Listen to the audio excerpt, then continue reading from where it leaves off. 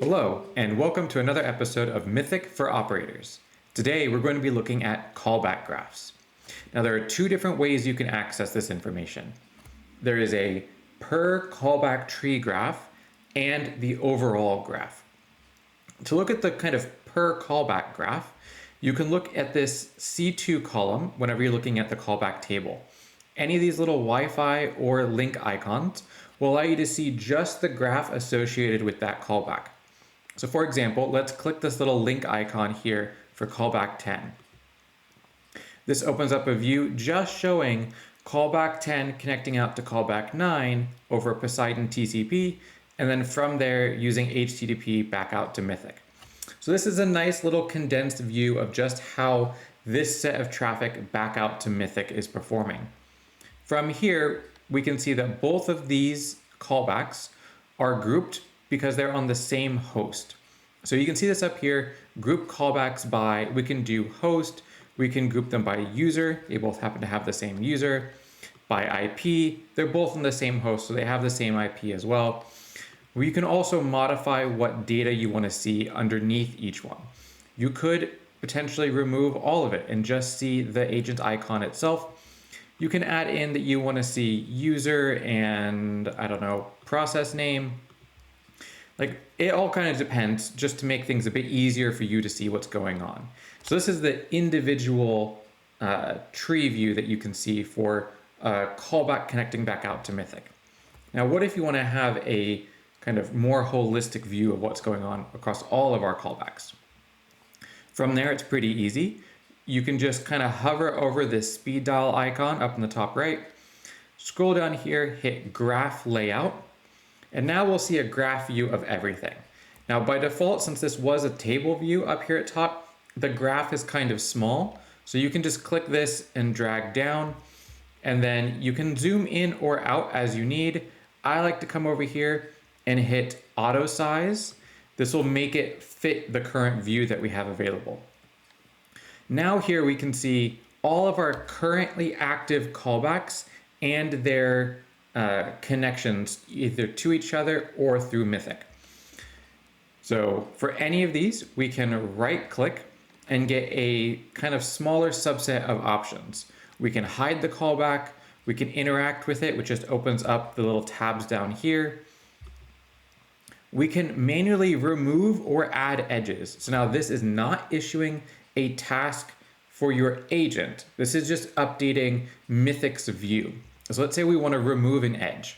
So we have callback 9, we have an active edge between 9 and 10. Let's remove it. And now Mythic swapped out that solid line with a dashed one, indicating that there used to be a connection here, but it's no longer active. If we need to add it back, we can always come back down here, add edge from callback 9 over Poseidon TCP to callback 10. Add it back, and now we have our blue line back. So it's a nice way if things kind of got wonky or somehow maybe your agents lost connections but didn't report back to Mythic that they lost connections properly. You can always update this graph view yourself to make it more reflective of what's actually in your environment. Now, of course, you can click and drag this around everything as well. And right now we're viewing this kind of top-down view. Sometimes it's a bit easier to see things left to right. So if you come over here in this configure graph view, you can say change layout left to right. All it does is kind of move things over. Can be a bit easier to see sometimes, but the default here is this layout top bottom.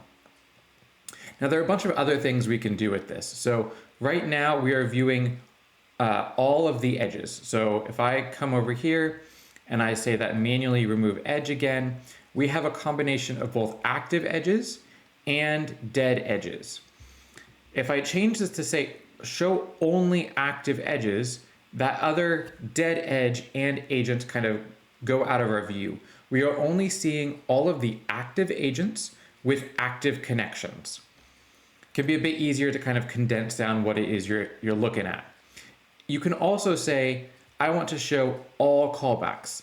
So this is all callbacks with active edges that are connected back through. So anything that doesn't have an active edge won't be shown, even though we're looking at all of our callbacks. If you go through and hide a callback in the UI, what happens is Mythic will mark that egress connection as dead. So you can see here, this Kali 7 callback doesn't have any egress connection back out to Mythic. It was hidden, is removed, but whenever you do that, Mythic doesn't mark peer-to-peer connections as dead in that sense. So that's why we still have these like quasi-active edges between peer-to-peer over Poseidon TCP. Now, if you want to see more thoroughly what I'm talking about, instead of showing just active edges, we can say show all edges. And now we see this kind of dead connection here for this callback 7's egress connection out to Mythic. That's because this callback is no longer active, so it was kind of marked as removed.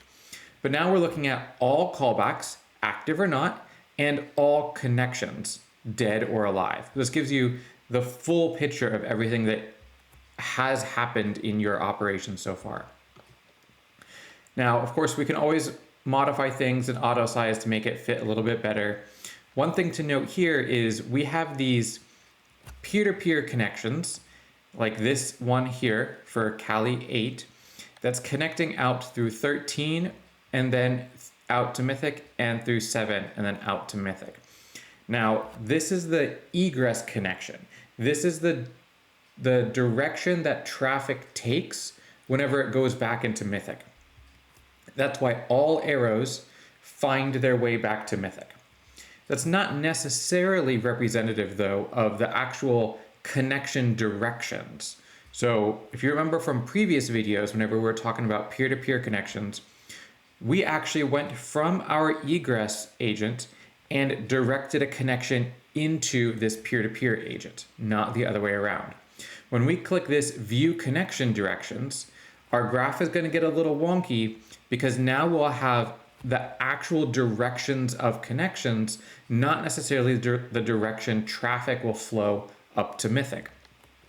So here we can see this callback 7, this Kali agent, has a connection this way out via HTTP to Mythic, and this way out via Poseidon TCP to Kali 8, which you notice this peer-to-peer agent no longer has any arrows going out from it.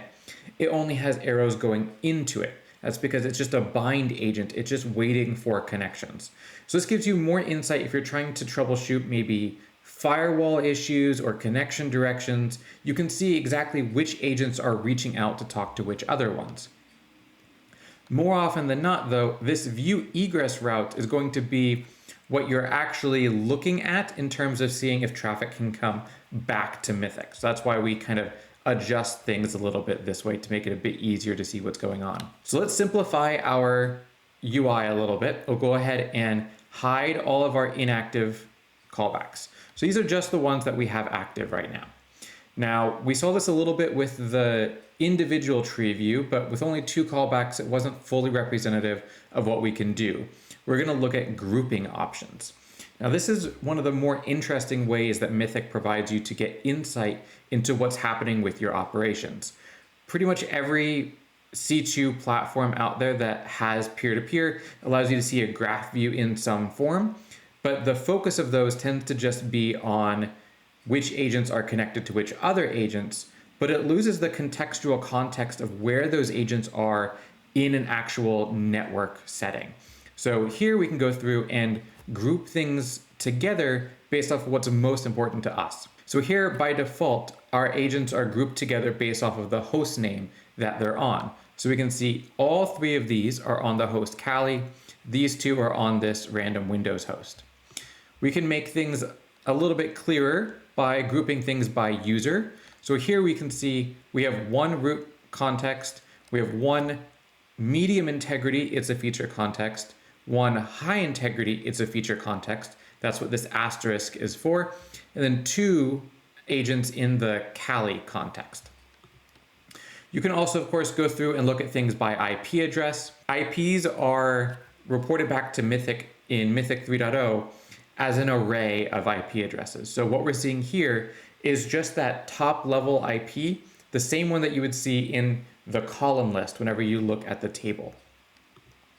We can of course sort by domain, operating system, process name, all sorts of stuff that we can use to group things together. We can also go ahead and modify what it is we want to see as part of each of these callbacks. So right now we're grouped by user, so maybe I don't need to see user, but I want to see host name. So this would allow me to see, okay, I maybe have the It's a Feature account, and I could have it grouped by user and see all the hosts that I've compromised where that user is logged in. So it makes you a bit easier to group things or gain contextual knowledge about what's going on. Now, one of the other things that we can do, once we get the graph set up how we like it and we're seeing just the things that we want to see, we can download this graph. So you can click this, it saves it automatically as a PNG, and here we can see just the graph that we created on a transparent background. So this makes it really easy to import this sort of thing into reports or into other findings or share it around, where you can contextualize what's going on with all of your agents and potentially hide or show maybe sensitive information. That if you want to hide like the host name or username or stuff like that, it makes it pretty easy to hide that for your images instead of having to like take a screenshot of what you're seeing now and then use another tool to try and go through and scrub out that sort of information. So that's the easy way to go through and kind of play around with all this data. We'll go ahead and add our edge back here to callback 10, make it a bit more representative of how things are actually set up. And if you ever need to go back to that table view, you can always just hover back over here and click table layout and see everything just as you had it before. So that's an overview of generally how the graph views work within Mythic.